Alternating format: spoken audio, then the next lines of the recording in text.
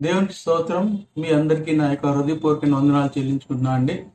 మరి పిల్లరా, ఈ దినం దేవుడు మనల్ని ప్రేమించి మనకిచ్చిన అనుకూలమైన విలువైన ఈ సమయాన్ని బట్టి దేవునికి స్తోత్రాలు చెల్లించుకుంటున్నాం. పిల్లరా, మరి గతంలో నేను కొంత బలహీనపడ్డాను. హోమ్ క్వారంటైన్లో ఉన్నాను. దేవుని మహాకృప కనికరం చొప్పున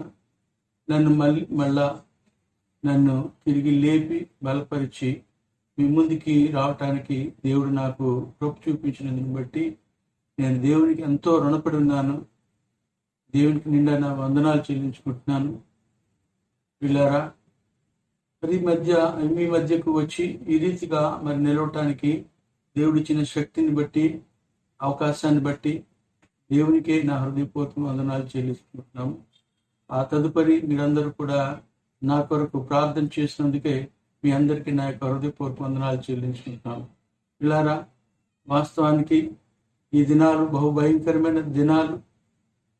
చాలా మంది ఈ యొక్క కరోనా వైరస్ వలన ఈ లోకాన్ని విడిచి వెళ్ళిపోతున్నారు. మనల్ని అయితే దేవుడు తన కృప చేత తన దయచొప్పున మనల్ని సజీవులకులో ఉంచాడు. అందుని బట్టి దేవునికి మనం ఎంతో రుణపడినాం. కాబట్టి పిల్లారా, మనం కొంత సమయము మన దేవునికి వాక్యానికి మనం కేటాయించినట్లయితే మనకెంతో దీవెన, మనకెంతో ఆశీర్వాదం. పిల్లరా, ఈ దినాన్ని ముఖ్యంగా పరిశుద్ధ గ్రంథంలో నుంచి ఫిలోమోను పత్రిక నుంచి కొన్ని మాటలు మీతో పంచుకోవాలని.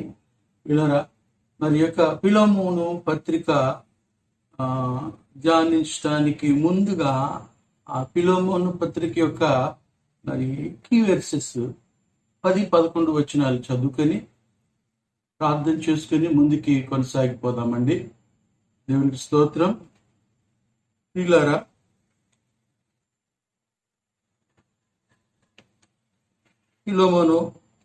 ఫిలోమోనుకు రాసిన పత్రిక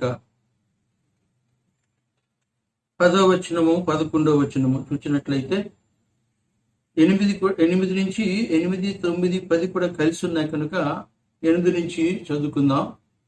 కావున యుక్తమైన దానిని గూర్చి నీకు ఆజ్ఞాపించుటకు క్రీస్తునందు నాకు బహుధైర్యము కలిగి ఉన్నను.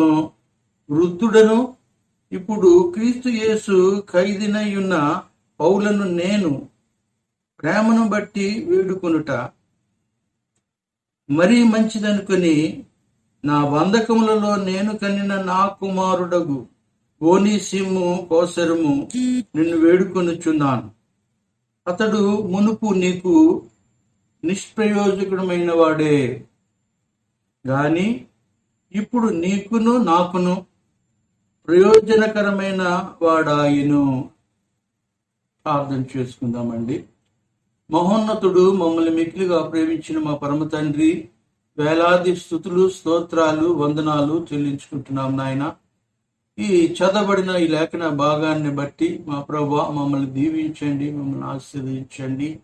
ఈ ఫిలోమోను పత్రిక ప్రభా ధ్యానంలో, మా ప్రభా ధ్యానాలలో నా తండ్రి మీ సహాయము దయచేయండి. పరిశుద్ధాత్మ తండ్రి మమ్మల్ని బలపరిచి మమ్మల్ని ముందుకు నడిపించమని ప్రభా కృప చూపించమని ప్రార్థిస్తున్నాం. తండ్రి దేవా, నా తండ్రి నీ వాక్యం ఎంతో విలువైనది ప్రభా, ఎంతో అమూల్యమైనది, ఎంతో శక్తి అయిన వాక్యాన్ని ప్రభా నా తండ్రి మాకెంతో దేవునికరంగా మేలుకరంగా నా తండ్రి ఉండుటకు సహాయం దయచేయండి. ప్రభా చదవబడిన లేఖన భాగాన్ని వివరించడానికి గాని మా ప్రభా ఉచ్చరించడానికి గాని సరిపోని నీ దాసు నన్ను ప్రభా మిస్సులు చోట్ల మెరుగుపరుచుకొని ప్రభా మీ యొక్క నోటికి బోరగా వాడుకొని మీ నామానికే మహిమ ఆపాదించుకోమని మా ప్రాణ ప్రియుడును మా రక్షకుడును మీ ప్రియ కుమారుడైన యేసు క్రీస్తు అతి శ్రేష్టమైన నామంలో మిక్కిలి విధేయులమే వినయంతో ప్రార్థన చేసి పెట్టుకుంటున్నాం తండ్రి. ఆమేన్. ఇలా మనం చూసినట్లయితే ఈ యొక్క ఫిలోమోను రాసిన పత్రిక ఇంట్రడక్షన్ మనకి తెలుసు. ఒక ఫిలోమోను పత్రిక, ఫిలోమోను అనగా అర్థం ఫ్రెండ్లీ ఆర్ ఎఫెక్షనేట్ అని ఇంగ్లీష్ లో తెలియబడుతుంది. ఫ్రెండ్లీ, ఎఫెక్షనేట్, మంచి ఎఫెక్షన్ కలిగిన వ్యక్తిగా మనకి కనబడుతూ ఉన్నాడు. తర్వాత ఈ యొక్క పత్రిక క్రీస్తు శకము 62లో రాయబడినట్లుగా మనకి మరి తెలియవచ్చుచున్నది. తర్వాత ఈ యొక్క పత్రిక పౌలు చెరసాల్లో నుండి ఫిలోమోన్కు రాసిన పత్రిక. ఈ పత్రిక ముఖ్య ఉద్దేశం ఏంటంటే ఒక ఫ్రీడమ్, ఒక పాపి పట్ల దేవుడు తన చూపిన ఆ యొక్క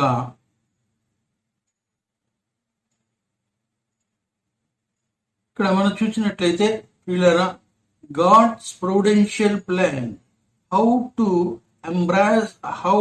ఎంబ్రాస్ హిస్ చోజన్. ఆయన ఏర్పాటులోనున్న వారిని దేవుని యొక్క ప్రణాళిక చొప్పున, ప్రేమ చొప్పున ఆయన ఏ రీతిగా వారిని మరి రక్షణలోకి నడిపించాడో, ఏ రీతిగా ప్రేమించాడో కూడా ఈ పత్రిక ద్వారా మనం తెలుసుకోవచ్చు.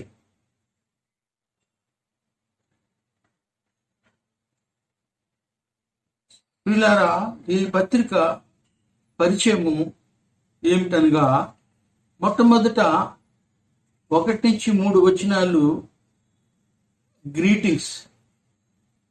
పౌలును తిమోతి కలిసి ఈ యొక్క పిలోమోను భార్యకు, ఆయన కుమారునికి ఆ గ్రీటింగ్స్ తెలియజేస్తూ ఉన్నట్లుగా మనం చూస్తున్నాం. ఆ తదుపరి మనం చూసినట్లయితే 4-7 వచనాలు మనం చూసినట్లయితే ఆ 4-7 పిలోమోను యొక్క క్యారెక్టర్, ఆయన ఏ రీతిగా ప్రజల్ని ఆదరించాడో, దేవుని పట్ల ఏ రీతిగా విశ్వాసంలోను ప్రేమలోను ఆయన అభివృద్ధి చెందాడు అనే విషయాన్ని మనకి తాటిగా కనబడుతోంది.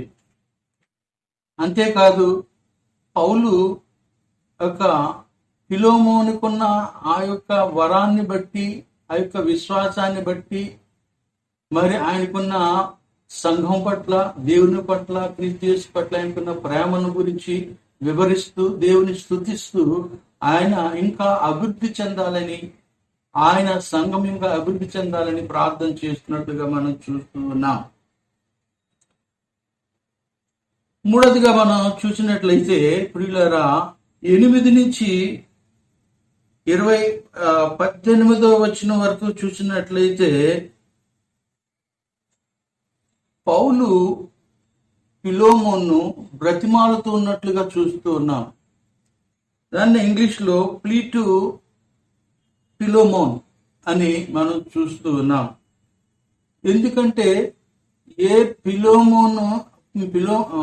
ఫిలోమోను తన దగ్గర తన సువార్త ద్వారా రక్షింపబడ్డాడో ఆ ఫిలోమోనికి ఆయన చెరసాలలో కనిన కుమారుడైన ఓనేసిముని గురించి ఆయన ఎంతో బ్రతిమలాడుతున్నట్టుగా, అభ్యర్థిస్తున్నట్లుగా మనం చూస్తున్నాం. పిల్లరా చూడండి, ఎంత చక్కగా పౌలు యొక్క పాత్ర ఎంత చక్కగా ఈ యొక్క పత్రికలో మనకు కనబడుతుందో చూడండి. ఆ యొక్క 8వ వచనం నుంచి 20వ వచనం వరకు కూడా మనం చూసినట్లయితే ఆయన అభ్యర్థిస్తూ ఉన్నట్లుగా మనం చూస్తున్నాం. నేను ముసలివాడిని, నేను జైల్లో ఉన్నాను, నేను బంధకాల్లో ఉన్నాను, నా బంధకాల్లో నేను కన్నా నా కుమారుడైన ఓనేసిమును నువ్వు చేర్చుకో అని ఆయన బ్రతిమలాడుతున్నాడు. ఆయన తన సువార్త ద్వారా రక్షించబడిన ఆత్మీయ కుమారుడే, కానీ ఎట్టి పరిస్థితుల్లో డిమాండ్ చేయకుండా ఆయన బ్రతిమలాడుతూ ఉన్నట్లుగా మనం చూస్తున్నాం. ప్రియులారా, ఆ తర్వాత మనం చూసినట్లయితే 18-19 వచనాల్లో చూసినట్లయితే ఆ యొక్క ఓనేసిము కొరకు ఈ యొక్క పౌలు ఆయన ఏదైనా రుణపడినట్లయితే ఆ రుణము నా లెక్కలో చేర్చుకోమని అడుగుతున్నాడు. చూడండి, ఆయన సువార్త చెప్పడమే కాదు, సువార్త చెప్పాక రక్షింపబడిన వ్యక్తిని మళ్ళా ఆత్మీయంగా ఎదుగుటలోను, ఆ యొక్క సహవాసంలో ఎదుగుటకును ఎంతగా ప్రయాసపడుతూ ఉన్నాడో, అవసరమైతే తన లెక్కలో చేర్చమంటున్నాడు. సొమ్ము నేను చెల్లించుకుంటాను అంటున్నాడు. అంత చక్కగా మనం చూసినట్లయితే ఆ యొక్క 8 నుంచి 3వ భాగం అలా ఉంది. 4వదిగా చూసినట్లయితే Paul expectation from the Philemon what he owe అన్నాడు. అంటే పౌలు ఈ యొక్క ఫిలోమోను ఆత్మీయంగా రక్షింపబడ్డాడు, తండ్రిగా ఆయన ఉన్నాడు, ఈయన కుమారుడుగా ఉన్నాడు. ఈ కుమారుడు తండ్రికి ఎంతగానో రుణపడి ఉన్నట్లుగా ఆయన చెప్తూ ఉన్నాడు 19వ వచనంలో చూసినట్లయితే. అలాగే చూసినట్లయితే 20, 21, 22 వచనాల్లో ఆ మాటలు మనకు కనబడుతున్నాయి. చివరిగా చూసినట్లయితే 23, 25 వచనాలు కంక్లూజన్ మనం చూస్తున్నాం. కాబట్టి ఇప్పుడు ఇలారా పరిచయం ఏంటంటే, ఈ యొక్క పత్రిక పరిచయం ఏంటంటే, పౌలు చెరసాల్లో ఉండి ఆ యొక్క ఓనేసిముకు సువార్త అందించి సువార్త ద్వారా రక్షింపబడిన ఆ ఓనేసిము పరిస్థితి తెలుసుకొని ఎక్కడి నుంచి ఆయన వచ్చాడో, ఏ రీతిగా వచ్చాడో, ఆయన చేసిన పొరపాటు ఏంటో తప్పేదో తెలుసుకున్నాడు. అంటే ఈ ఓనేసిము మొట్టమొదట ఫిలోమోను ఇంట్లో ఒక బానిసగా, ఒక స్లేవ్గా ఉన్నాడు. తను ఆ యొక్క బంధకాలలో ఆ యొక్క ఆ ఇంట్లో ఉండటం ఏమాత్రం ఇష్టం లేక ఒక బంధకంగా తప్పిపోయిన కుమారుడు ఏ రీతిగా భావించాడు ఆ రీతిగా ఆయన ఫ్రీడమ్ కోరి, స్వేచ్ఛను కోరి ఆనందాన్ని కోరి ఆ యొక్క ఇంటిని విడిచిపెట్టి రోమా పట్టణానికి వెళ్ళిపోయి అక్కడ వెళ్ళిపోయేటప్పుడు తన ప్రయాణానికి కావాల్సిన సరుకులు, సొమ్ము కొంత ఆ యొక్క ఫిలోమోను ఇంట్లో తీసుకుని వెళ్ళిపోయి రోమా పట్టణానికి వెళ్ళిపోయాడు. రోమా పట్టణంలో ఎవరు చూడరు, అది బాగా జనసాంద్రత కలిగిన పట్టణము, మిక్కిలి జనసంఖ్య కలిగిన పట్టణము, మంచి బిజినెస్ సెంటరు, క్యాపిటల్ సిటీ. కాబట్టి అక్కడికి వెళ్తే ఏమాత్రం కూడా నేను పట్టుబడను, ఎవరు నన్ను పట్టుకోలేరు అనుకుని అక్కడికి వెళ్ళినప్పుడు అక్కడ పౌలు దగ్గరికి దేవుని ప్రణాళిక చెప్పిన అక్కడికి వెళ్ళడం జరిగింది. సువార్త విన్నాడు, రక్షింపబడి ఆయన కొరకు, మళ్ళా ఆయన యొక్క అభివృద్ధి కొరకు, ఆయన ఆత్మీయ అభివృద్ధి కొరకు, ఆయన యొక్క సహవాసం కొరకు మళ్ళా పౌలు ఆయన కొరకు ఆలోచించి ఆయన్ని మళ్ళా తిరిగి ఫిలోమోను దగ్గరికి పంపించాలని రాసిన పత్రిక ఇది. This is the introduction of this ఎపిస్టిల్, పత్రిక పరిచయం. పత్రిక భాగాలు కూడా మనం చూసుకున్నాం. 1-3 పౌల్ గ్రీటింగ్స్ అని, 4-7 పౌల్ యొక్క praising and giving thanks to the Philemon అని చూస్తున్నాం. అంతేకాదు ప్రేర్ చేసినట్టుగా చూస్తున్నాం. 8-20లో చూసినట్లయితే Paul appeal to the Philemon for the Onesimus అని చెప్పుకున్నాం. ఓనేసిము గురించి ఆయన బ్రతిమలాడడం. తర్వాత 21-22 చూసినట్లయితే Paul expectation from the Philemon what he owe, ఏదైతే ఆయన రుణపడినాడు ఈయన చెల్లించవలసిన రుణం కంటే ఆయన చేయవలసినది చాలా తక్కువ, ఓనేసిము రిసీవ్ చేసుకుని తక్కువ అని చెబుతున్నాడు. చివరిగా కంక్లూజన్. ఇది పత్రిక యొక్క ఇంట్రొడక్షన్. ఇప్పుడు మనం చూసినట్లయితే ఈ పత్రిక యొక్క ప్రాముఖ్యత మనం గమనించాలి.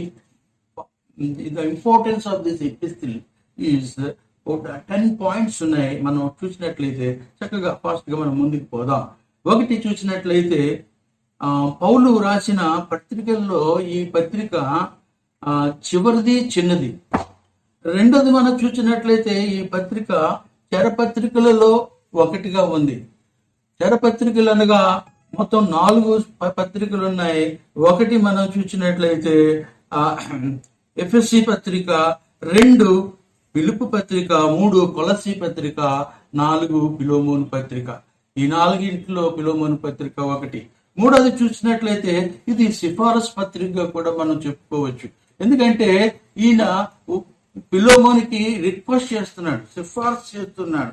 ఆయన దొంగ కాదు, ఒకప్పుడు దొంగ, నిష్ప్రయోజకుడు, ప్రయోజకుడని చెప్తూ ఆయన సిఫారసు చేస్తున్నాడు. It's recommending to Philemon to receive him అని చెప్తూ ఉన్నాడు.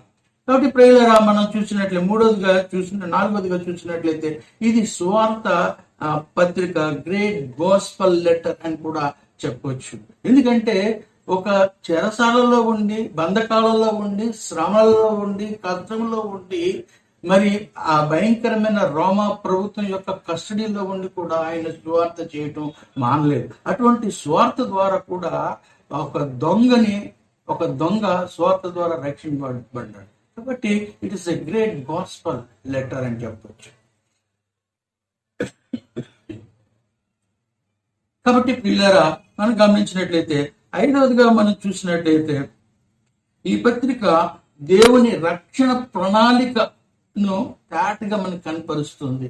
ఒక దొంగ పట్ల దేవుని యొక్క రక్షణ ప్రణాళిక, ఆయన ఏర్పాటు చేసుకున్న వారి పట్ల ఆయన ప్రణాళిక మనకి తేటగా కనబడుతుంది. కాబట్టి ప్రియులారా, మనం చూసినట్లయితే 6వదిగా చూసినట్లయితే క్షమాపణ కూర్చిన పత్రిక. ఈ పత్రిక ఫిలోమోన్ని యొక్క దొంగ అయిన ఓనేసిముని క్షమించమని అడిగిన పత్రికగా కూడా మనం పరిగణించవచ్చు. 7వదిగా చూసినట్లయితే దారి తొలగిన వారిని దారికి నడిపించిన పత్రికగా చూస్తున్నాం. ఏదైతే దారి తొలగిపోయి మరి రోమాకు వెళ్ళిపోయాడో ఫిలోమోను దగ్గరికి నడిపించినట్లుగా చూస్తున్నాం. ఆయన రక్షణ ప్రణాళిక తిరిగి ఆయన్ని రప్పించినట్టుగా మనం చూస్తున్నాం. ఎందుకంటే హాగరు కూడా వెళ్ళిపోయినప్పుడు, యజమానురాలికి భయపడి వెళ్ళిపోయినప్పుడు ఆ దేవుడు మధ్యలో ఆ యొక్క అరణ్యంలో కనబడి, మా నువ్వు ఎక్కడి నుంచి వస్తున్నావు అని అన్నావు. నేను యజమానురాల దగ్గరికి నుంచి వచ్చేసాను. తిరిగి నీ యజమానురాల దగ్గరికి వెళ్ళమని చెప్పినట్టుగా మనం ఆదికాండం 16వ అధ్యాయంలో మాటలు మనం చూస్తున్నాం. 8వదిగా చూసినట్లయితే విశ్వాసుల మధ్య సమన్వయాన్ని, ఈక్వాలిటీని చూపించే పత్రిక కూడా కనబడుతుంది. ఎందుకంటే పౌలు అంటాడు, ఇది వరకు దాసి కానీ ఇప్పుడు దాసి కాదు, ఇప్పుడు ఆయన దాసి కంటే ఎక్కువ వాడు, ప్రియ సహోదరుడు, మన సహోదరుడు అని చెప్తూ ఈ పత్రిక రాస్తున్నాడు. కాబట్టి ఈ పత్రికను సమానత్వాన్ని కూడా చూపించే పత్రిక కూడా భావించవచ్చు. మరి అలాగే చూసినట్లయితే 9వ పాయింట్ మనం చూసినట్లయితే అయిన నేను అంటున్నాడు. క్రీస్తు నిమిత్తము ఖైదీనైన నేను అని చెప్తున్నాడు. మందకాలలో ఉన్న నేను అని ఫిలోమోనుకి తెలియజేస్తున్నాడు. ఏ సర్కమ్స్టాన్సెస్ లో నేను ఉన్నాను, ఎందుకు ఈ పత్రిక రాస్తున్నాను అన్నది కూడా ఆయన తెలియజేస్తూ ఉన్నాడు. ఆ యొక్క పరిస్థితిని కూడా తెలియజేస్తున్నాడు. 10వదిగా చూసినట్లయితే వెంటాడిన దేవుని ప్రేమ, నిజమే, పారిపోతున్న వాడిని వెంటాడిన ప్రేమ, ఆయన రక్షణలోకి నడిపించిన ప్రేమ అని ముఖ్యమైనగా ఈ 10 పాయింట్లు మనం ఈ పత్రికకి ప్రాముఖ్యమైనవి. ఈ పత్రిక యొక్క విలువను తెచ్చిన ఈ 10 పాయింట్లు చాలా మనకి ఆశీర్వాదకరమైనది. మనం ధ్యానించినట్లయితే చాలా మనకి మేలుకరంగా ఉంటుందని ఆశపడుతున్నాం. వీళ్ళారా, మనం ఈ యొక్క పత్రికలో మరొక విశేషం ఏమిటనగా, ఈ పత్రికలో 3 ఇంపార్టెంట్ అయిన క్యారెక్టర్స్ ఉన్నాయి. ఒకటి చూసినట్టయితే ఫిలోమోను, రెండోది పౌలు, మూడోది ఓనేసిము. ఈ 3 పత్రికల్లో ముఖ్యంగా ఈ పత్రిక ఎవరిని గురించి రాయబడ్డది అంటే ఓనేసిము గురించి రాయబడ్డది.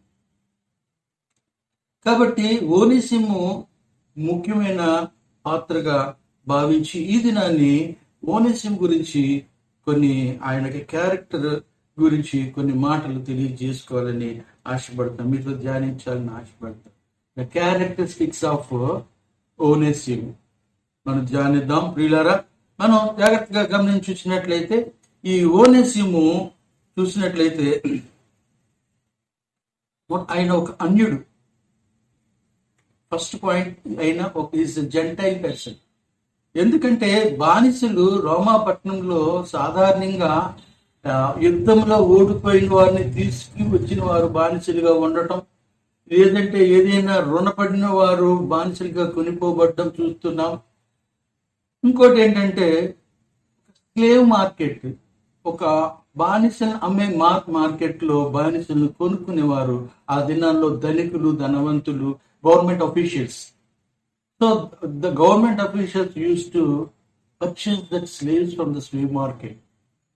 కాబట్టి వారు స్లేవ్ మార్కెట్ కొన్ని వాళ్ళు ఎవరంటే జనరల్గా స్లేవ్ మార్కెట్లో అమ్మబడిన వాళ్ళు ఎక్కువగా నల్లజాతి. కొంతమంది అభిప్రాయము ఏంటంటే ఈ మైట్ బి అనే ఆఫ్రికన్ అని కొంతమంది చెప్తున్నారు. మరి కొంతమంది ఏమంటారంటే ఆయన ఇంట పుట్టిన వాడై ఉంటాడని కొంతమంది చెప్తున్నారు. మరి మనకి నికరంగా ఏమీ ఇందులో రాయబడలేదు కాబట్టి కేవలము వారి ఊహ మాత్రమే. కాబట్టి పిల్లరా, ఆయన ఒక అన్యుడు అని మనం చెప్పుకునవచ్చు. Is not a saved person. అయితే ఒక విచిత్రం ఏంటంటే ఆయన ఒక రక్షింపబడిన వారి ఇంటిలో ఆయన పనివాడిగా ఉన్నాడు, ఆయన దాసిగా ఉన్నాడు. కాబట్టి ఫస్ట్ ఆయన అన్యుడు, రెండవది ఆయన ఒక దాసిగా మనం చూస్తాం, బానిసగా స్లేవ్గా మనం చూస్తున్నాం.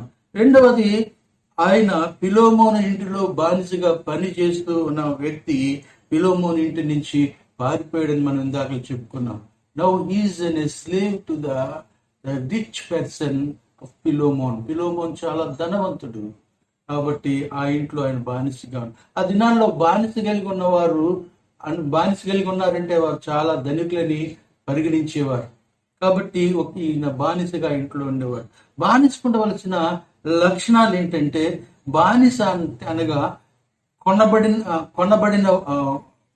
కొనబడినవాడు, కొన్నవానికి దాసుడు. కొనబడినవాడు అంటే మార్కెట్లో కొనబడినవాడు, కొనుక్కున్న వానికి దాసుడు. కాబట్టి దాసుడికి యజమానుడి మీద ఎటువంటి అధికారము లేదు. ఒక సర్వెంట్ కంటే, మన ఇంట్లో సర్వెంట్ ఉందనుకోండి, మనం ఎందుకని మాట్లాడతాం, అమ్మ మరి ఈ పనులు చేయాలి, ఈ పనులు చేయాలి, ఈ టైం నుంచి ఈ టైం వరకు చేయాలంటే సర్వెంట్ వస్తాడు, వచ్చి ఆ టైం చేస్తాడు, జీతం తీసుకుంటాడు, వెళ్ళిపోతాడు. కానీ ఈ యొక్క దాసికి జీతము ఉండదు, టైం లిమిట్ కూడా ఉండదు, ఒక కాంట్రాక్ట్ వారిద్దరి మధ్య ఉండదు. సర్వెంట్ అయితే నేను ఈ పనులే చేస్తాను, కేవలం నేను నాకు అప్పగించిన ఈ పనే చేస్తాను, మిగతా పని నాకు సంబంధం లేదు. కానీ బానిస అలా కాదు, స్లేవ్ అలా కాదు.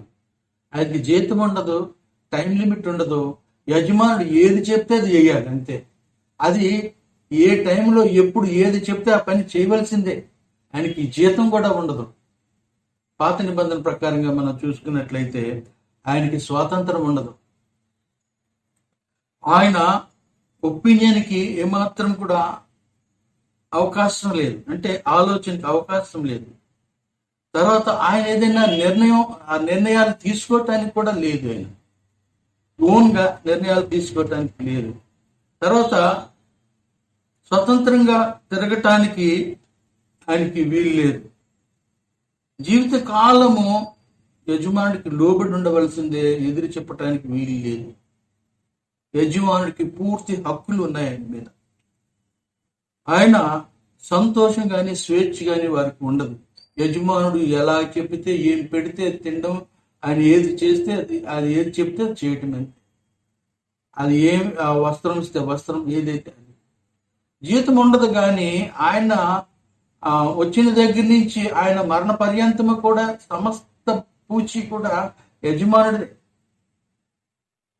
చెప్పాలంటే మనం కూడా అంతే. యేసుక్రీస్తు ప్రభువారు తన స్వరక్తం ఇచ్చి మనల్ని కొనుక్కున్నాడు ఆయన. అందుకే మొదటి కొరింథీ పత్రిక 6:19 అంటాడు కదా, మీరు మీ సొత్తు కాదు, విలువ పెట్టి కొనబడిన వారు అంటున్నాడు. మీరు మీ సొత్తు కాదు, మీ ఇష్టానుసారంగా నడవటానికి, మీ ఇష్టానుసారంగా ప్రవర్తించడానికి వాక్యం ఏం చెప్తుందో ఆ ప్రకారంగా మనం నడవాలి. మనకి వాక్యం ఇచ్చే గైడెన్స్ గా, అండ్ వాక్యం ద్వారా మనతో మాట్లాడుతున్నాడు, వాక్యం ద్వారా మనల్ని ఇన్స్ట్రక్ట్ చేస్తున్నాడు. How to live, how to behave అన్నది మనకి వాక్యమే మనకి నేర్పుతుంది. అందుకే ఈ వాక్యము నా పాదములకు దీపము, నా మార్గమునకు వెలుగునై ఉన్నది మనం చెప్తూ ఉన్నాం. కాబట్టి ఇప్పుడు ఇలారా, యేసు క్రీస్తు ప్రభు వారు మనం మన సొత్తు కాదు, మనం ఆయన, మీరు మీ సొత్తు కాదు, మీరు నా సొత్తు, నేను విలువ ఇచ్చి నేను మిమ్మల్ని కొనుక్కున్నాను అంటూ ఉన్నాడు. అపోస్తల కార్యం 20:28 చూసినట్లయితే ప్రభు తన స్వరక్తం ఇచ్చి సంపాదించిన సంఘం అంటాడు. మనం రక్తం ఇచ్చి సంపాదించిన సంఘం. కాబట్టి మనం సొత్తు కాదు. ఒకసారి దేవుని నమ్ముకొని విశ్వసించి ఆయన్ని మన పాపాలన్నీ ఆయన రక్తంలో కడగబడి ఆయన కృపచేత మన రక్షణ పొంది, మన క్రియల వలన కాకుండా విశ్వాసం వలన ఆయన కృపచేత మనం రక్షింపబడిన నీవు నేను ఆయన్ని ప్రభువా అని పిలుస్తున్నా. అంటే ప్రభువా మీన్స్ పాలించేవాడు, is an master to us. So ఆయనకి మనం లోబడి ఉండాలి, ఆయనకి మనం విధేయులై ఉండాలని. మరి కేవలం ఈ యొక్క ఓనేసిము బానిస అని ఆయన, ఆ బానిస ఈ దినం మనతో మాట్లాడుతున్నాడు. నువ్వు కూడా బానిస అని మనతో మాట్లాడుతున్నాడు. అసలు ఆ పత్రికలో చూసినట్లయితే ఎక్కడ కూడా ఓనేసిము మాట్లాడినట్లు లేదు, కానీ ఈ దినాన ఓనేసిము పత్రిక ద్వారా మనతో మాట్లాడుతూ ఉన్నాడు. మనం కూడా బానిసలమే, అంటే వీఆర్ స్లేవ్స్. ఇంకో ప్రకారంగా చెప్పాలంటే మనము ఆయన కుమారులము, ఆయన సొత్తు, ఆయన స్వాస్థ్యము, ఆయన మన తండ్రి, ఆయన మరి యేసుక్రీస్తు ప్రభు వారు మనకి ప్రియ సహోదరుడు. అన్ని ఇలా ఉన్నప్పటికీ కూడా మనము ఆయన వారం అంటాడు. ఆయన మేపు గొర్రెలము, కీర్తనము 100వ కీర్తన, ఆయన మేపు గొర్రెలము, ఆయన మనల్ని సృజించెను అంట. మనము ఆయన వారము అంట.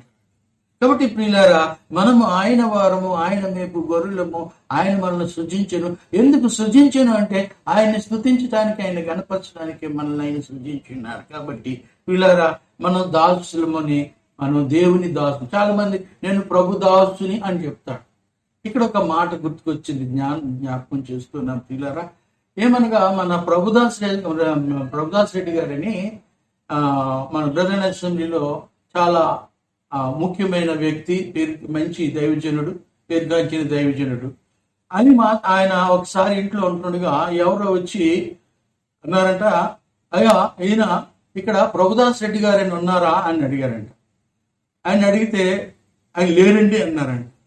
అదేంటంటే నిన్న మొన్నటి వరకు కూడా నేను ఆయన పేరు విన్నాను, ఆయన గురించి నలుగురు చెప్తుంటే విన్నాను, ఆయన చూడాలని నేను వచ్చానండి అని అడిగారు. అడిగితే అప్పుడు ఏమన్నారంటే ఆయన లేరండి, ఆయన చనిపోయారండి అన్నారు. అదేంటండి ఆయన చనిపోవడం ఏంటండి, నిన్న కాక మొన్న మేము విన్నాము ఆయన గురించి, ఆయన సహోదరులు కూడా చెప్పారు, ఆయన చనిపోయారు అంటారు ఏంటి అని అడిగారు. అడిగితే ఆయన చనిపోయాడయా అంటే ఆ డేట్, ఆయన రక్షింపబడిన డేట్ చెప్పాడు. ఇప్పుడు ప్రభుదాసు రెడ్డి లేడు కానీ ప్రభుదాసుడు ఉన్నాడని చెప్పాడు. చూడండి ఎంత విశ్వాసం. కాబట్టి ప్రియులారా, మనము ఆయన దాసులము. ప్రభు ఏం చెబితే అది చేయాలి. వాక్యం ఏది చెప్తే వాక్యానుసారమైన జీవితం మనం కలిగి ఉండాలి. వాక్యాన్ని బట్టి మనం నడుచుకోవాలి, మన ఇష్టానుసారంగా నడవకూడదు. కాబట్టి అక్కడికి విడిచిపెడదాం, సమయం అవుతుంది కనుక. రెండోది మొదటి అన్యుడు, 2 బానిస, 3 ఆయన దొంగగా మనం ఈ యొక్క దీంట్లో మనం చూస్తున్న పత్రికలో మనకి కనబడుతూ ఉన్నాడు. ఎందుకంటే ఫిలోమోను ఇంట్లో నుంచి కొంత సరుకు, కొంత సొమ్ము పట్టుకుని వెళ్ళిపోయినట్లుగా మనం చూస్తున్నాం. అందుకే పౌలు అంటున్నాడు 18-19 వచనాలు అంటున్నాడు, ఓనేసిము ఏమైనా రుణపడిన ఎడల నా లెక్కలో చేర్చుము అంటున్నాడు. నా లెక్కలో చేర్చుమని 18-19 వచనాల్లో మాట మనం చూస్తున్నాం. అంటే అక్కడికి అర్థం ఏంటంటే ఫిలోమోను ఇంట్లో నుంచి అది ఏమాత్రం సొమ్ము సరుకు మొత్తానికి దొంగతనం చేసి ఆయన వెళ్ళిపోయి రోమాపట్నానికి వెళ్ళిపోయాడు. కాబట్టి ఇప్పుడు ఆయన్ని దొంగగా మనం పరిగణిస్తున్నాం. కానీ ఆయన నిత్యావసరానికి అవసరమైన ప్రయాణంలో కావలసిన సరుకు, తినడానికి ఏమైనా బహుశా పట్టుకెళ్ళి ఉండొచ్చు, ప్రయాణానికి కావాల్సిన సొమ్ము పట్టుకెళ్ళి ఉండొచ్చు. It will be considerable one way. కాబట్టి ఒక విధంగా అది మనం పెద్దగా పట్టించుకోవాల్సింది కాదని కూడా, తప్పే కానీ పట్టించుకోవాల్సింది కాదని కూడా అనుకోవచ్చు. బహుశా అలాగే పౌలు కూడా అనుకుని ఉండొచ్చునేమో, నా భావన, నా ఆలోచన కూడా. ఆయన ఆ దొంగతనం చేశాడు అనుకోండి. ఇప్పుడు మనకి సరిపోల్చి చూసుకున్నట్లయితే మనలో మనం ఎంతమంది యథార్థంగా ఉన్నాము, దొంగతనం చేయకుండా ఉన్నాము అనే విషయాన్ని మనం చూసినట్లయితే మలాకి పత్రిక మలాకి పుస్తకంలో మనం చూసినట్లయితే అక్కడ ఒక మాట రాయి 3వ అధ్యాయంలో ఒక మాట ఉంది. ఏమనగా, వీళ్ళరా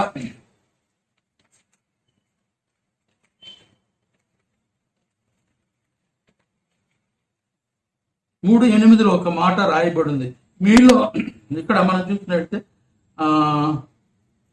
8వ వచనం, మానవుడు దేవుని యొద్ద దొంగిలునా, అయితే మీరు నా యొద్ద దొంగిలితిరి. దేని విషయంలో మేము నీ యొద్ద దొంగిలితమని మీరందరూ? 10వ భాగము ప్రతిష్టార్పణములు ఈ యొక్క దొంగిలితిరి అంటున్నారు. 10వ భాగము ప్రతిష్టార్పణములు ఈ యొక్క దొంగిలించింది అని దేవుడే చెప్తూ ఉన్నాడు. వీళ్ళారా మనం గమనించి వచ్చినట్టు నిజమే. మనం ఎంతమంది దశమ భాగాలు మందిరానికి ఇస్తున్నాం చెప్పండి. మన దశమ భాగం ప్రథమ ఫలం మనకి దేవునికి ఇస్తున్నామా? ప్రతిష్టార్పణలు దేవునికి ఇస్తున్నామా? మనల్ని మనం పరీక్షించుకుందాం. వేరే గమనించినట్లయితే చాలా మంది దినాన్ని, అంటే అందరూ అనట్లేదు కానీ చాలా మంది దశమ భాగాలు ఇవ్వట్లేదు. కానీ వాక్యంలో చూసినట్లయితే మీరు ఫలించిన కొద్దీ అంటాడు, కలిమి కొలది ఇచ్చినది ప్రీతికరము అంటున్నాడు. 2 కొరింథీ పత్రిక 8వ అధ్యాయం 12వ వచనంలో చూసినట్లయితే కలిమి కొద్దీ, మీకు కలిగే కొద్దీ సంతోషముతో సనుక్కోకుండా దశమ భాగమే కాదు, అంతకు మించి కూడా నీవు ఇస్తే అది ప్రీతికరం అని దేవుని వాక్యం సెలవిస్తోంది. చాలా మంది 10 దశమ భాగం ఇచ్చాంలే అనుకుంటా. ఆ దశమ భాగంలో కూడా ఏం చేస్తారంటే స్థానిక సంఘానికి ఇవ్వకుండా వారి యొక్క గొప్ప కొరకు, వారి యొక్క మెప్పు కొరకు, తెలిసిన వాళ్ళకి, వాళ్ళని ప్రేమించే వాళ్ళకి, అభిమానించే వాళ్ళకి ఆ దశమ భాగంలో కొంత భాగము సేవకులకి ఇస్తూ ఉంటారు. కానీ అది సంఘానికి చెందవలసిన సొమ్ము, మెప్పు కొరకు, గొప్ప కొరకు ఇస్తూ ఉన్నారు. అది దొంగతనం కాదా? నీవు ఇవ్వాల్సిన దశమ భాగం సంఘానికి ఇవ్వు. ఇచ్చిన తర్వాత నీకున్న దానిలో ఇంకా ఎవరికైనా దాన ధర్మం చేయొచ్చు, సహాయపడవచ్చు, వారిని ప్రోత్సహించవచ్చు, సేవలో ప్రోత్సహించవచ్చు. కాబట్టి అది దొంగతనం కాదా? మనం ఎలాగున్నాం ఒకసారి మనం పరీక్షించాం. నేను అందరి గురించి అనట్లేదు, ఎవరైతే ఇవ్వట్లేదు వారి గురించి నేను ఈ మాటలు మాట్లాడుతాను. అంతేకాదు మన యొక్క ఉద్యోగాల్లో కూడా, మన యొక్క బిజినెస్ లో కూడా ప్రభుత్వానికి చెల్లించిన ట్యాక్స్ కూడా మనం సరిగ్గా చెల్లించలేదు అనుకోండి, ఇది కూడా దొంగతనమే. Tax evasion is crime. కాబట్టి మనం దొంగలేం కాదా అని నేను అలా అంటున్నాను కాదు. కానీ చాలా మటుకు గమనించండి, చాలా మంది అవి ఈజీగా తీసుకుంటారు. చాలా మంది ఆఫీసులో వస్తువులు తీసుకురావటం కానీ, పెన్ అని పిల్లలు అడుగుతున్నారని పేపర్ తీసుకురావడం కానీ, ఇవి తీసుకురా, అది కూడా తప్పే. ఆఫీస్ మెటీరియల్స్ పొరపాటు మనం తెచ్చుకున్నా సరే అది కూడా తప్పుకిందే లెక్క. ఎందుకు ఆఫీస్ ఫోను మన పర్సనల్ యూస్ కొరకు వాడినా కూడా అది తప్పే. రోడ్డు మీద గవర్నమెంట్ తాలూకా రాయ, పిక్క, ఇసుక, సిమెంట్ వేస్తున్నప్పుడు అది కొంతమంది దాచి ఇంట్లో పట్టుకుపోయేవారు, సొంత పండుకుపోయారు, అది కూడా దొంగ. చెప్పాలంటే దొంగతనం చేయనుడు ఎవరున్నారు? చాలా మంది, మోస్ట్ ఆఫ్ ది పీపుల్ ఏంటంటే సులువుగా ఉంటాయి. మనకు తెలియదు దొంగతనం అని మనకు అనిపించదు. కానీ మనం విశ్వాసంలో ఉండి వాక్యంలో ఎదుగుతున్న కొద్ది ఏది తప్పు, ఏది మంచో, ఏది దొంగతనమో, ఏది దొంగతనమో కాదో కూడా మనకు తెలుసు. మనం సరిగా ఉద్యోగం చేయకుండా జీతం తీసుకున్నా కూడా దొంగతనమే. కొన్నిసార్లు మనం వెళ్ళాం కానీ ప్రజలు అటెండెన్స్ వేసుకుంటాం, జీతం తీసుకుంటాం, అది కూడా కేవలం ఓనేసిం దొంగ అంటూ ఉన్నాము. ఆయన ఆకలి కొరకు, ప్రయాణం కొరకు, అవసరం కొరకు బహుశా దొంగిలించున్నాడేమో. మరి నువ్వు నేనైతే? కాబట్టి పిల్లారా మనం గమనించి చూసినట్లయితే ఇంకా చాలా ఉంది. కానీ పిల్లారా ఈ పాయింట్ 4వ పాయింట్కి వెళ్దాం. 4వ పాయింట్, ఆయన పారిపోతున్న పనివాడు అని కూడా చెప్పొచ్చు, లేక రన్నింగ్ అవే స్లేవ్ అని చెప్పొచ్చు. ఆయన పారిపోతున్న వాడు, యజమాని ఇంటి నుండి పారిపోతూ ఉన్నాడు. ఎక్కడికి? రోమా పట్టణానికి పారిపోతున్నాడు, జనసాంద్రత కలిగిన పట్టణానికి పారిపోతున్నాడు, ఎవ్వరికి పట్టుబడకూడదని పారిపోతున్నాడు. కానీ దేవుని తప్పించుకొని మనం ఎక్కడికి పోగలము? దేవుడి పైన చూడట్లేదా? ఆయన కంటికి మరుగైనది ఏమైనా ఉందా? ఆయన చూస్తూనే ఉన్నాడు సుమే. నువ్వు ఎక్కడికి పారిపోయినా, ఎక్కడ దాగున్నా, సముద్ర గర్భంలో ఉన్నప్పటికీ కూడా ఆయన నిన్ను ఎరగగలడు. అందుకే మనం చూసినట్లయితే కీర్తన 39లో ఒక మాట రాయబడింది, చూద్దాం పిల్లారా. అక్కడ అంటున్నాడు, యెహోవా నిన్ను పరిశోధించి తెలుసుకొని నీవు నన్ను పరిశోధించి తెలుసుకొని ఉన్నావు. నేను కూర్చుండుట, నేను లేచుట నీకు తెలియను. నా తలంపులు పుట్టక మునిపే నీవు నా మనస్సు గ్రహించుచు ఉన్నావు అంటున్నాడు.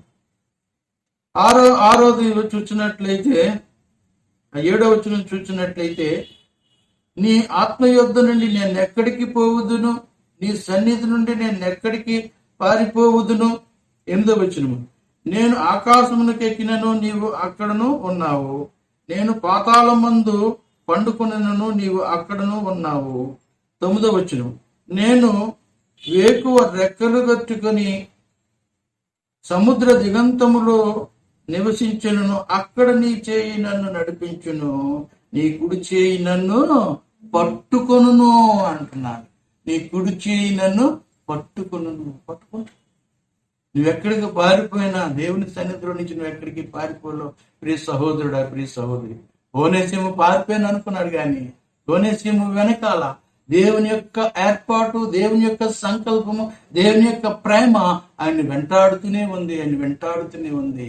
ఎందుకంటే యేసుక్రీస్తు ప్రభువారు అంటున్నాడు, నశించిపోవచ్చున్న వారిని వెతికి రక్షించిన కొరకు యేసుక్రీస్తు ప్రభువారు లోకమునకు వచ్చెను అని వాక్యము తేటగా మనకు తెలియజేస్తుంది.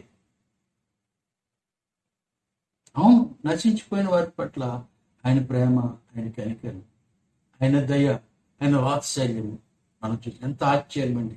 ఈ తప్పిపోయిన ఈ దొంగ, పారిపోతున్న దొంగ మనం చూసినట్లయితే పిల్లారా, నయోమి బెత్లెహేము నుంచి మోయాబు దేశానికి వెళ్ళిపోయింది తన భర్తతో కలిసి, తన బిడ్డలతో కలిసి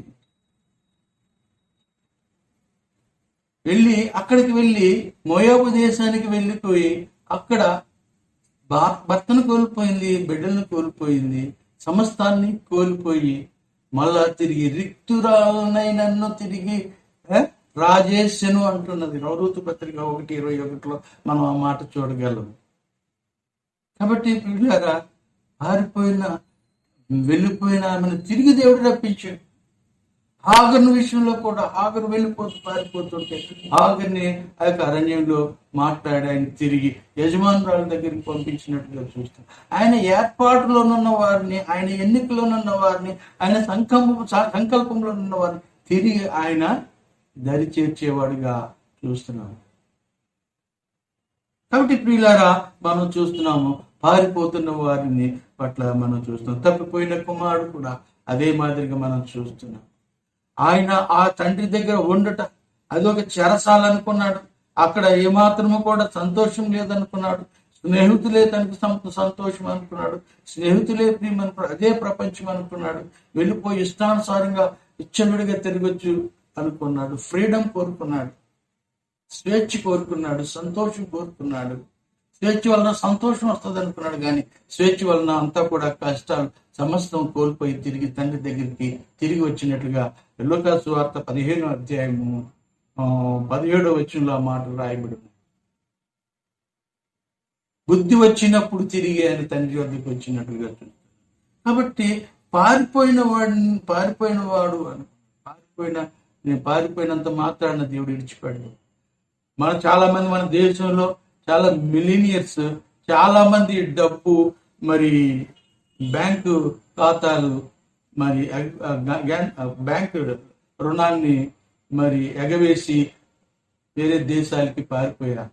అయినా ప్రభుత్వం ఊరుకోలేదు, వారిని వెంటాడుతుంది, వారిని తిరిగి రప్పించాలని చూస్తుంది.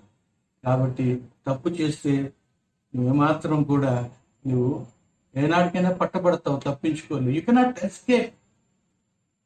You deserve the punishment. నీవు పనిష్మెంట్ తప్పదు, తప్పు చేసినట్టు శిక్ష తప్పదండి.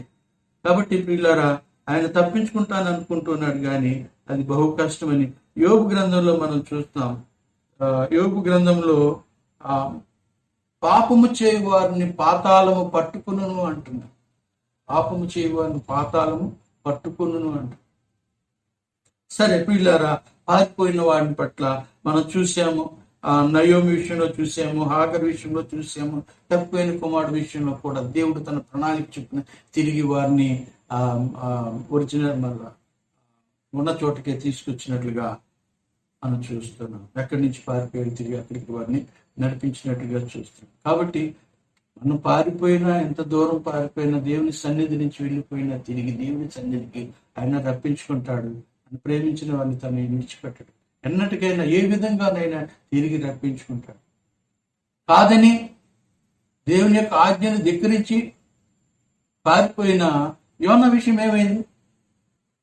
యోనా చేప కడుపులో పడ్డాడు. తిరిగి యోనా లోబడటం నేర్పించాడు. తిరిగి ఆయన ఇచ్చిన ఆజ్ఞ చొప్పున ఆయన నడిపించినట్టుగా మనం చూస్తాం. దేవుని సన్నిధికి వచ్చినట్టుగా చూస్తున్నాం. వీళ్ళారా గమనించండి. మరి 5వదిగా చూసినట్లయితే పట్టబడిన వాడు అంటున్నాడు. మరి ఆయన అక్కడ రోమా దేశంలో ఎక్కడికైతే రోమా పట్టణానికి వెళ్ళిపోయానో, అక్కడ ఎవరికి కనబడను, ఎవరికి దొరకను అనుకున్నాడో, అక్కడ ఆయన పౌలుకి ఆయన దొరికేటట్టుగా దేవుడే చేశాడు. బహుశా అక్కడ కొంతమంది ఆయన స్నేహితుల ద్వారా అయి ఉండొచ్చు, లేదంటే ఆ జైల్లో పనిచేస్తూ ఆయన మీట్ అవడం చూస్తాము. ఈ మెట్ ద పౌల్ అంటాడు. By the divine providence, he come to the contact with the Paul. The providence, by the divine providence, he come to the contact with Paul అని చెప్తాడు.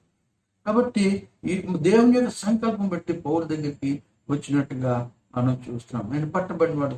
యోగు మనం చెప్పుకున్నట్లుగా యోగు పత్రికలో పాపము చేయి వారిని పట్టుకున్నాడు. ఎవరిని మంచోడినా? పాపము చేయువారిని అంటే ఈ లోకమే పాపము చేయువారిని వెతికి పట్టుకుంటుంది. పాపము చేసి వారిని వెతికి వాళ్ళకి పనిష్మెంట్ ఇస్తుంది, వాళ్ళని చంపుతున్నట్టుగా మనం చూస్తున్నాం. కాబట్టి పాపం చేసిన వాళ్ళు తప్పించుకోవడం బహు కష్టం. అందుకే హెబ్రీ పత్రికలో అంటాడు కదా, దేవుని చేతిలో పడుట బహు భయంకరము అంట. కానీ మన ప్రభు కృప గలవాడు, కనికరం గలవాడు కనుక మనకి అవకాశం ఇస్తున్నాడు. ఇప్పటికైనా నువ్వు మారు, దేవుని సన్నిధికి రా. దేవునికి ఎందుకు దూరం అయిపోతావు? త్రాగుడు వలన, ఆ యొక్క వ్యసనాల వలన, ఆ యొక్క చెడు కార్యాల వలన కుటుంబానికి, మరి సంఘానికి, దేవునికి దూరం అయిపోతున్నావేమో. తిరిగి రా, దేవుడు కోరుకుంటున్నాడు. దేవుని ప్రణాళిక నీ పట్ల ఉంది. ఆయనకి తల ఒగ్గు. బహుశా నేను అనుకోవడం ఒనేసిము పౌలు దగ్గర తను జరిగిందంతా చెప్పి ఒప్పుకొని ఉంటాడు. ఆ యొక్క సువార్త విన్నాడు, రక్షింపబడ్డాడు. నీవు ఒప్పుకో, దేవుని యొక్క మాటకు లోబడు, అప్పుడు నీకు రక్షణ దేవుడు కలుగు చేస్తాడు. పట్టబడిన వాడిగా మనం చూస్తున్నాం. అక్కడికి వెళ్ళి 5వదిగా పట్టబడిన వాడిగా మనం చూస్తున్నాం. పట్టబడిన వాడు అనగా దేవుని సంకల్పాన్ని బట్టి పౌలు దగ్గరికి వెళ్ళినప్పుడు ఆయన పట్టబడిన వాడిగా మనం చూస్తున్నాం. ఎక్కడికి పారిపోలేము పిల్లరా. కాబట్టి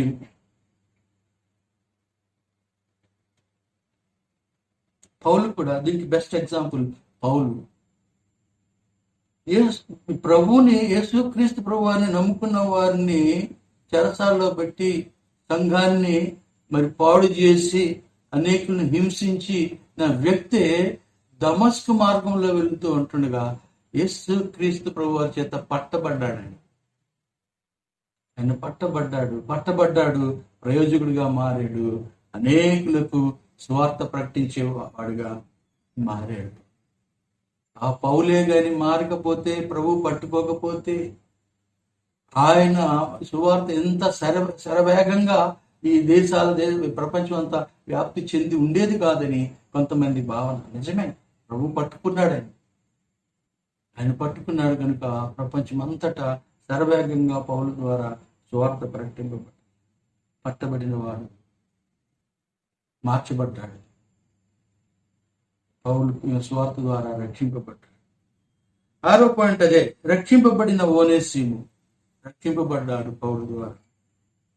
పౌలు సువార్త విన్నాడు, విశ్వాసము నోటితో ఒప్పుకున్నాడు, తను చేసిందంతా హృదయంలో విశ్వసించాడు. నేడు అంటే రక్షింపబడిన తర్వాత పౌలుకి ఎంతో ప్రయోజనకారిగా మారాడు. అంతేకాదు సంఘానికి ప్రయోజనకరంగా మారాడు. రక్షణ పొందిన తర్వాత ఆయనలో గొప్ప మార్పు వచ్చింది. ఆయన మరి ఎంతో పరిచర్య చేసినోడుగా కనపడుతుంది. 7గా చూసినట్లయితే ఆయన మంచి పరిచర్య కూడా చేసినట్లుగా మనం చూస్తాం. 7th point. 6th పాయింట్ ఏంటంటే రక్షింపబడిన ఓనేసిము. 7వది చూసినట్లయితే మంచి పరిచారకుడిగా మనం చూస్తాం. నిజమైన మంచి పరిచారకుడిగా 13వ వచనంలో మనం చూసినట్లయితే అక్కడ పౌలు ఏమంటాడంటే, నేను సువార్త కొరకు బంధకాలలో ఉండగా నీకు ప్రతిగా అతడు నాకు పరిచారము చేయు నిమిత్తము నా యొద్ద అతనిని ఉంచుకొనవలనని ఇంటిని కాని నీ ఉపకారము బలవంతము చేతనైనట్లు కాక స్వేచ్ఛాపూర్వకమైనదిగా ఉండవలనని నీ సమ్మతి లేక ఏమీ చేయుటకు నాకు ఇష్టం లేదు. కాబట్టి ప్రియులారా, అక్కడ మనం చూసినట్లయితే ఆయన నీకు బదులు నాకు అంటాడు. అక్కడ నీకు ప్రతిగా అతడు నాకు పరిచారము చేయి అంటే అంత మునిపి ఆయన పరిచారం చేస్తూ ఉన్నాడు. నమ్ముకుని ఆయన దగ్గర ఎంతో పరిచర్య చేస్తూ నమ్మకంగా ఉంటున్నాడు. లూకా కూడా అపోస్తలుడైన పౌలుకి ఆత్మీయ తండ్రికి పరిచర్య చేయటంలో ఏమాత్రం కూడా తప్పు లేదు. అది ఆశీర్వాదం, అది దీవెన కూడా. మోషేకి యెహోషువ పరిచర్య చేశాడు. మనం యెహోషువ గ్రంథం మొదటి అధ్యాయం 1వ వచనాల్లోనే మనం ఆ మాట చూస్తున్నాం. మోషే పరిచారకుడైన నూను కుమారుడైన యెహోషువ అన్న మాట మనం గుర్తు చేసుకోవాలి. పరిచారకుడు మోషేకి. అంతే ఏలియాకి ఎలీషా పరిచర్య చేశాడు. కాబట్టి పరిచర్య చేయటం తప్పులేదు, ఆశీర్వాదం, దీవెనకరం, మేలుకరం. కాబట్టి ఆయన రక్షింపబడిన తర్వాత పౌలుకి పరిచర్య, మంచి పరిచర్య చేసిన వాడుగా మనం చూస్తూ ఉన్నాం. లేకుండా ఈ పర్మిషన్ లేకుండా నా దగ్గర పరిచయం చేయించుకోవడం ఇష్టం లేదు. ఎందుకంటే you are the master to him, is a slave to you. ఆయన నీ యొక్క బానిస కాబట్టి, నీ యొక్క దాసుడు కాబట్టి, నీ దాసుడిని వితౌట్ నీ పర్మిషన్ లేకుండా నేను వాడుకోవడం, నా దగ్గర ఉంచడం సరి అయినది కాదు. కనుక నేను తిరిగి నీ యొద్దకు పంపిస్తున్నాను అంటున్నాడు. అక్కడ పరిచారకుడిగా కనబడుతున్నాడు. లూకా కూడా పౌలుకి is an personal physician of Paul అన్నాడు. ఆయన డాక్టర్ లూక్. యాక్చువల్గా ఈయన సెయింట్ లూక్ అని కూడా అంటారు. ఈయన అపోస్తలుడు కాదు, కానీ ఆయన పరిశుద్ధ లూకా అంటారు. ఈ పరిశుద్ధ లూకా, సెయింట్ అన్న పదాన్ని రోమా ప్రభుత్వం వారు లూక్ ఇచ్చినట్లుగా మనకి గమనించవచ్చు. Is not an apostle. ఆయన మరి 2వ తిమోతి పత్రిక 4:11 మనం చూసినట్లయితే ఆ మాట మనం తేటగా చూడగలం. 2వ తిమోతి 4:11 చూసినట్లయితే 9 నుంచి 11 వరకు చదువు. నా యొద్దకు త్వరగా వచ్చుటకు యత్నము చేయుము, దేమ యహలోకమును సేయించి నన్ను విడిచి తెస్సలోనికకు వెళ్ళెను. క్రేస్క గలతీయకును తీతు తల్మైతుకును వెళ్ళిరి. లూకా మాత్రమే నా యొద్ద ఉన్నాడు. మార్కు వెంట పెట్టుకుని రమ్ము, అతడు పరిచారము నిమిత్తము నాకు ప్రయోజనకరమైన వాడు. ఇక్కడ మన లూకా మాత్రమే నా యొద్ద ఉన్నాడు అని. అందరూ నన్ను విడిచిపోయారు. తిమోతి, నువ్వు త్వరగా రా, నా దగ్గర లూకా మాత్రమే ఉన్నాడు అంట. కాబట్టి లూకా అతనికి ఎంతో పరిచర్య చేసినట్లుగా మనం చూస్తాం. ఈ లూకా యొక్క పౌలు మరి రాళ్ల దెబ్బలు తిని మరి గంపలో వేసి ఆయన్ని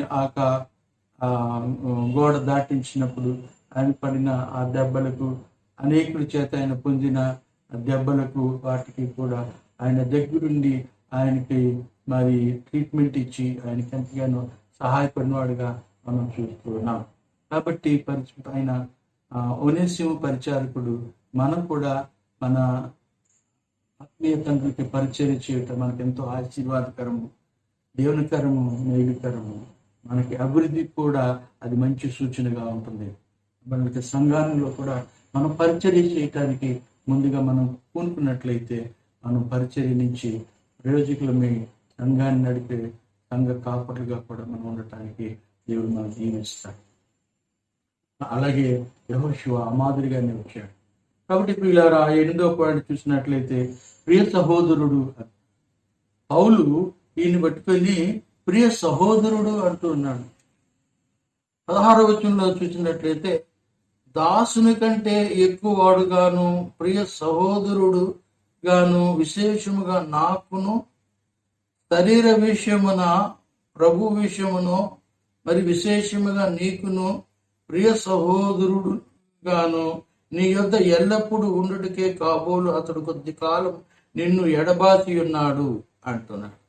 ఇక్కడ మనం చూసినట్లయితే దాసుని కంటే ఎక్కువ వాడుగాను ప్రియ సహోదరుడుగాను విశేషముగా నాకును శరీర విషయమును ప్రభు విషయమును మరి విశేషముగా నీకును ప్రియ సహోదరుడుగాను అంటారు. ప్రియ సహోదరుడు అంటారు, బిలౌడ్ బ్రదర్ అంటున్నాడు. అంటే అక్కడ మనం చూసినట్లయితే దాసుని కంటే అంటున్నాడు. అక్కడ సోషల్ డిస్టింక్షన్ అక్కడ ఆ యొక్క తీసేస్తున్నాడు, ఆ డిస్క్రిమినేషన్, ఆ యొక్క భేదం. ఆ దాసుడు, ఈ ధనవంతుడు, నువ్వు మాస్టర్ అన్న ఫీలింగ్ నువ్వు అక్కడ పెట్టుకోవద్దు. నువ్వు దాసునిగా ఇక మీదట చూడొద్దు. ఆయన నేలను కూర్చోవాలి, నేను కుర్చీలో కూర్చుంటాను అన్నది చెయ్యొద్దు. ఆయన మనతో పాటు ఈక్వల్. ఈయన ప్రియ సహోదరుడు. యేసుక్రీస్తు ప్రభువును నమ్ముకున్నాక మనం అందరం కూడా సహోదరులమే. ఆయన రిక్షా లాగొచ్చు, అయినా సహోదరు ఈజ్ ఈక్వల్ విత్ us. ఎందుకంటే ఆయన పరలోక పౌరుషత్వం పొందట్లో మన అందరం ఒకటే. శారీరకంగా భౌతిక పరంగా ఈ లోకరీతిగా కూలి పని చేయొచ్చు, లేదా రిక్షా లాగొచ్చు, నువ్వు డాక్టర్ కావచ్చు, లేదంటే ఇంజనీర్ అవచ్చు, ప్రొఫెసర్ కావచ్చు, బట్ యు ఆర్ ఈక్వల్. అంటే దేవుని దృష్టికి నువ్వు సమానుడివి. అందరూ సమానమే. All are equal before the law అన్నట్లుగా all are equal to the eye of God, the sovereign God. He loves every one. కాబట్టి ప్రియులారా, అటువంటి తారతమ్యాలు ఉండకూడదు. గొప్ప భేద, కుల భేదము, మత భేదము అస్సలు ఉండకూడదు. యాక్చువల్గా ఈ పత్రిక రాసిన మెయిన్ ఇంపార్టెంట్ ఇది బేస్ ఏంటంటే ఆ యొక్క డిస్క్రిమినేషన్ తీసేయాలని, ఆ యొక్క డిఫరెన్సెస్ తీసేసి అందరూ సమానమని తెలియజేయడం వరకే ఇది మనకి రాయించి ఇచ్చిన పత్రిక మనం చూడొచ్చు ప్రియులారా. కాబట్టి మనం చూసినట్లయితే ఆయన పరిచారకుడిగా చూసాము, ఆయన ప్రియ సహోదరుడిగా 8వ పాయింట్ మనం చూసాం. గలతీ పత్రిక 3:28 చూసినట్లయితే రక్షణ విషయంలో ఏ భేదం లేదు, అందరూ సమానులే అని చెప్తున్నాడు. గ్రీసు దేశస్థుడని కానీ, రోమియుడని కానీ, స్త్రీ పురుష భేదం కానీ, చిన్నవాడని కానీ, పెద్దవాడని కానీ ఏమాత్రము భేదం, అందరూ సమానమే అంటూ ఉన్నాడు. క్రీస్తుని ధరించుకుని ఉన్నాము అంటాడు. గలతీ పత్రిక 4:1 చూస్తే యజమానులారా మీకును యజమానుడు ఉన్నాడనే సంగతి మీరు మర్చిపోవద్దు అంట. యజమానుడివే కానీ మీకును యజమానుడు పైన ఉన్నాడనే సంగతి మర్చిపోవద్దు. కాబట్టి ఆయన మన ప్రియ సహోదరుడు. ఆయన మనం ప్రేమతో చూద్దాము, ఈక్వల్ గా చూద్దాము, ఆత్మీయంగా ఎదిగేటట్టు మనం సహాయపడదాము. ఇంకా చాలా విషయాలు ఉన్నాయి. కొలసీ పత్రిక 3:13 చూసినట్లయితే ఈ కొలసీ పత్రిక, కొలసీ సంఘం, ఫిలోమోను ఈ కొలసీ సంఘానికి పెద్ద. కాబట్టి ఈ ఫిలోమోన్కి రాసింది పర్సనల్ లెటర్. అదే సమయంలో కొలసీ సంఘానికి కూడా పౌలు పత్రిక రాస్తూ అందులో కూడా ఈ మాట మెన్షన్ చేస్తూ ఉన్నాడు. ఏమని? ఎటువంటి భేదము ఉండకూడదు అన్నట్లుగా చెప్తున్నాడు. 13వ వచనం చూసినట్లయితే ఎవడైనానో తనకు హాని చేసినని ఒకడు అనుకుని ఎడల ఒకరినొకడు సహించుచు ఒకరినొకడు క్షమించుడి, ప్రభు మిమ్మును క్షమించిన లాగున మీరును క్షమించుడి అంటున్నాడు.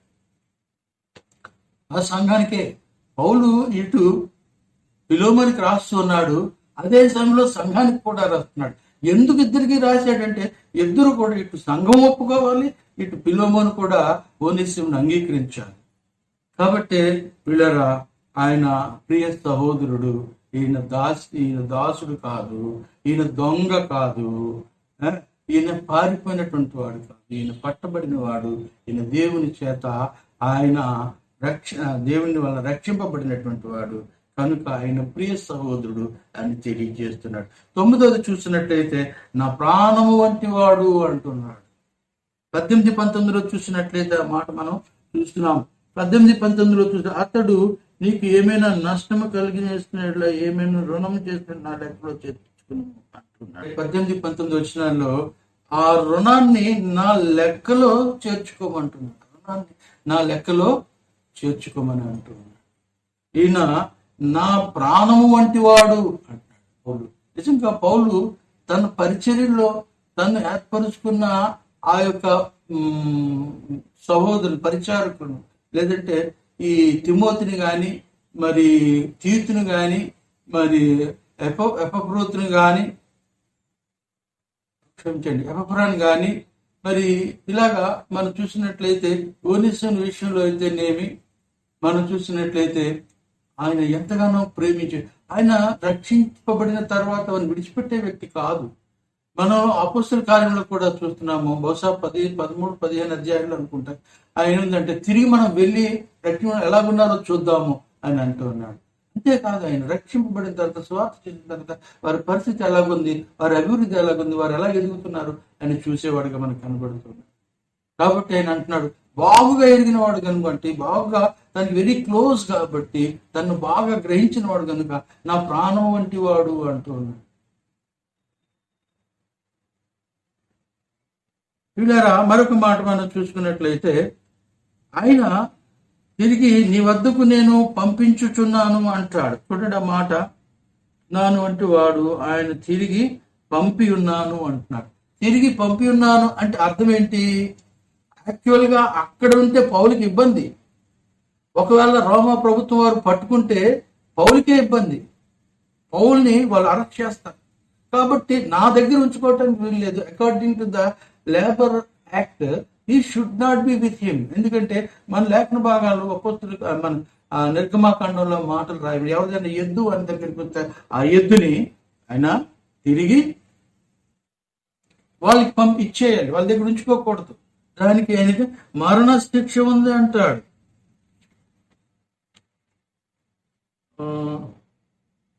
కాబట్టి పిల్లరా వెంటనే ఆయన పంపించేశాడు. పంపించకపోతే చాలా రిస్క్, ఎందుకంటే ఆయన తాలూకా దాసిని కాబట్టి ఆ దాసిని ఆయన దగ్గర ఉంచుకోలేదు, యజమాని దగ్గరికి పంపిస్తున్నాడు. పంపిస్తూ ఆయన ప్రియ సహోదరుడు నా ప్రాణం వంటి వాడు, ఆయన నువ్వు చేర్చుకో, ఇంకా బానిసగా నువ్వు చూడొద్దు, ఆయన మన తోటి సహోదరుడు, మన తోటి పరలోక వారసత్వం కలిగిన వాడు అని చెప్తూ ఉన్నాడు.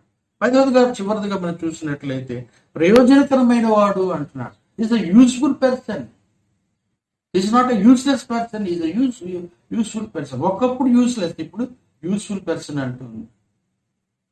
ఒకప్పుడు దొంగతనం చేశాడు, పారిపోయాడు, ఇప్పుడు ప్రభుని నమ్ముకున్నాడు, నా దగ్గర ఉన్నాడు, నేను ఎంతగానో నేను ఎరిగి ఉన్నాను కాబట్టి ప్రియ సహోదరుడు అని చెప్తున్నాను. తర్వాత ప్రయోజనకరమైన వాడు అని చెప్తున్నాను. ఆయన ఏదైనా రుణపడి ఉంటే ఆ రుణాన్ని నేను తీరుస్తానని చెప్తున్నాడు. ఎందుకంత గ్యారెంటీ ఇస్తాడు, ఎంత ఎష్యూరెన్స్ ఇస్తాడు? Why he pledge to Philemon, such a confidence is having అన్నమాట. కాబట్టి ఇప్పుడు ఇక్కడ మనం చూసినట్లయితే ఆయన ప్రయోజనకరమైన వాడు, ఆయన్ని నువ్వు మాత్రం ఏమాత్రం చులకంగా చూడొద్దు, దాసుని కంటే ఎక్కువగా చూడమని మరీ చెప్తాను. నన్ను చేర్చుకున్నట్లుగా ఆయన చేర్చుకోమని చెప్తున్నాడు. ఆయన ప్రయోజనకరమైన వాడు. ఎందుకంటే ఆయన కానీ నీకు వస్తే ఆయనకి నేను ఎంతగానో లేఖనాలను బోధించి వివరించి ఆయన ఒక ప్రయోజనకారిగా నేను చేసి నీ దగ్గరికి పంపుతున్నాను. నీ సంఘానికి ఉపయోగకరంగా ఉంటాడు, నాకును ఉపయోగకరంగా ఉంటాడు, నీకును ఉపయోగకరంగా ఉంటాడు. ప్రభు పరిచర్యలో స్వార్థలో పరిచారకుడిగా ఉంటాడని చెప్తున్నాడు. అదో మొట్టమొదటిగా మనం చూసుకున్నప్పుడు ఇలారా ఆయన అన్యుడని చూసుకున్నాం. రెండోది ఆయన ఫిలోమోనుకు బానిస అని చెప్పుకున్నాం. ఆయన మూడవది దొంగని చెప్పుకున్నాం. నాలుగవది మనం చూసినట్లయితే ఇలా పారిపోయిన వాడుగా చూసాము. ఐదవదిగా పట్టబడిన వాడుగా చూసాము. ఆరవదిగా రక్షింపబడిన ఓనేసిముగా చూసాము. రక్షింపబడిన వాడు మంచి పరిచర్య చేసిన వాడిగా చూసాము. ఏడవదిగా ఎనిమిదవదిగా చూసినట్లయితే ప్రియ సహోదరుడు అని చూసాము. తొమ్మిదవది నా ప్రాణము వంచివాడు అంటున్నాడు. పదవది ప్రయోజనకరమైన వాడుగా. కాబట్టి ఇప్పుడు ఆయన ప్రయోజనకరంగా ఉన్నాడు. ఆయన కొరకు అవసరమైతే ఆయన బాధ్యత నేను చెల్లిస్తా, నా లెక్కలో చేర్చుకోమని చెప్తాడు. ఎందుకు చెప్తున్నాడు అన్నమాట? మనం చూసినట్లయితే వీళ్ళారా అక్కడ ఒక చిన్న ప్రాబ్లం ఉంది. ఒకవేళ పౌలు పంపించినంత మాత్రాన ఆ ఓనేసిము దొంగతనం చేసి పారిపోయిన ఆ యొక్క రణవేశ్లేని తిరిగి మళ్ళీ చేర్చుకున్నట్లయితే అక్కడ ఫిలోమోనుకి చాలా పెద్ద ప్రాబ్లం ఉంది.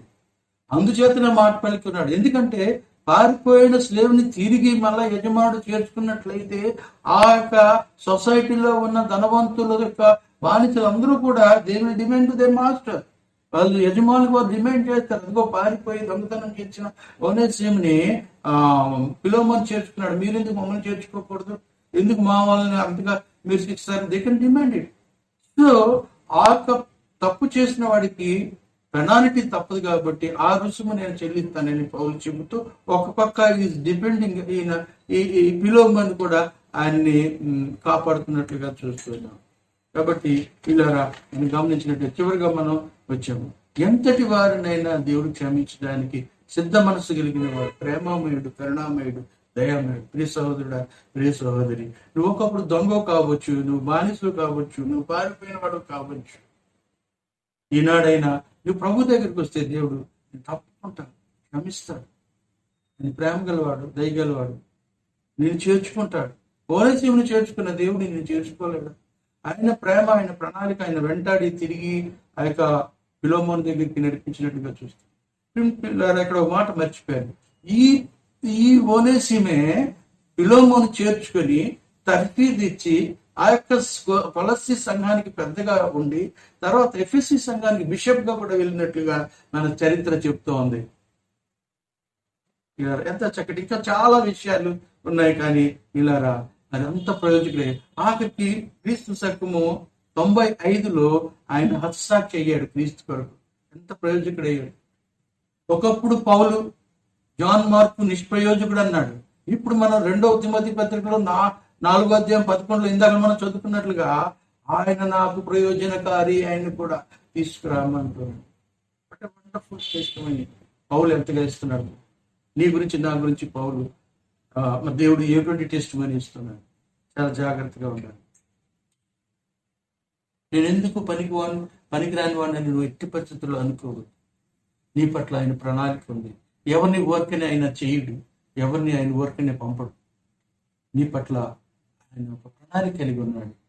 కనుక నువ్వు ఆయన దగ్గరికి వచ్చినట్లయితే ఆయన యొక్క చిత్తం ఏంటి నీ పట్ల ఆయన నీకు బయలుపరుస్తాడు. అప్పుడు అనేకులకు ప్రయోజనకరంగా ఉంటావు.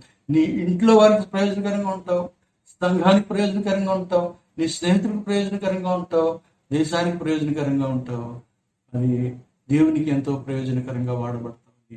మనసారా కోరుకుంటాం.